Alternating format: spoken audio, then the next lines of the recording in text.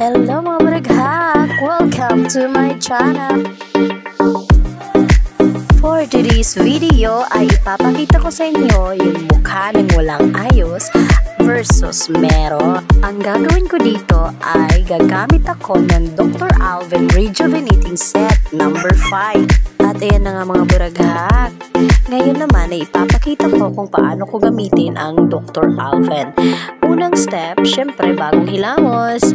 Syempre maglalagay tayo ng toner sa ating gapas. At ayan, ihudhud na natin yan ng ihudhud hanggang sa matanggal ang limbag mo sa pagmumuk. Charing lang. Charing lang mga baraghak. Para naman sa mga bagong user dyan, syempre sa una, mahapde. Medyo mahapdi siya, pero okay naman.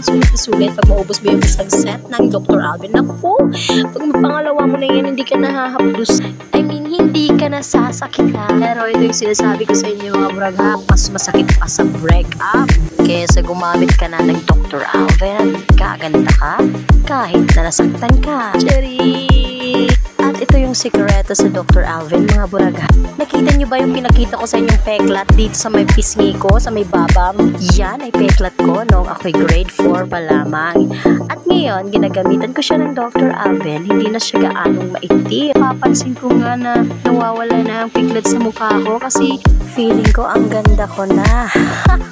At ayun na nga mga baraghak, nakita nyo pagkatapos kong gumamit ng toner, gumamit ako ng sunblock cream. Kasi naman araw ngayon, maaraw, so gumamit ako ng sunblock cream. By the way mga baraghak, dalawang cream po yan. Pipili ka lang ng day cream, day-night cream, or sunblock. Siyempre yung pinili ko ngayon yung sunblock cream kasi nga maaraw ngayon para maprotektahan naman yung face kung maganda. Hihi, char lang, baka may mapiko. At ayun na mga baraghak, hindi na kontento si baraghak. Gumamit talaga siya ng salamin pagkasigurado na walang kalat sa mukha. Ano ba naman kasi, hindi sigurado kung kalat o wala pag sa camera ka tumingin. Siyempre gagamit tayo ng salamin. So ayan, okay na mga baraghak, susunod ko na ang lipstick.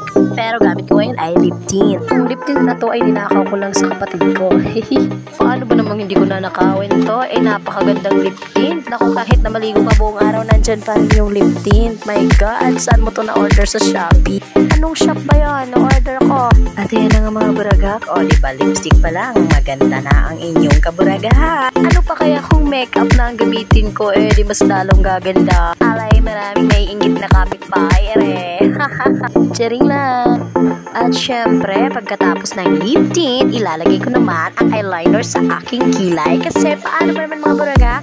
Sino ba namang hindi mag-eyeliner kapag ikay pinanganak na walang kilay? My goodness. Ito talaga yung pinaka-awkward sa buhay ko. Kasi pag naliligo kami, pupunta kami ng swimming pool, nawawalan ako ng confident kasi wala akong kilay, walang pilik mata. Oh my God. Kapag kasi pinanganak na walang kilay. But it's okay kasi pinanganak ka naman ng user ng Dr. Alven. Ayan na mga baraghak, ipapakita ko sa inyo kung paano ko i-drawing yung kilay ko para magmukhang totoong kilay. Na mga baraghak, i-drawing mo yung shape ng iyong kilay at pagkatapos ay iyon na itong budburan. Bakit budburan? Yun ang drawingan. Basta mga baraghak, basta lagyan nyo ng eyeliner ng mukhang totoong kilay ang iyong kilay. Itong sinasabi ko sa inyo mga baraghak, pag ako'y sumikat, my goodness, lalagyan ko talaga ng tattoo ang kilay ko. Nang ako'y hindi na mahirapan sa kakadrawing, my goodness. At yun na nga, natapos na si baraghak. Ayan, may pailing-iling na, diba? Ang ganda-ganda. Tingnan nyo naman yung pinagkaiba mga baraghak, yung walang ayos versus may ayos.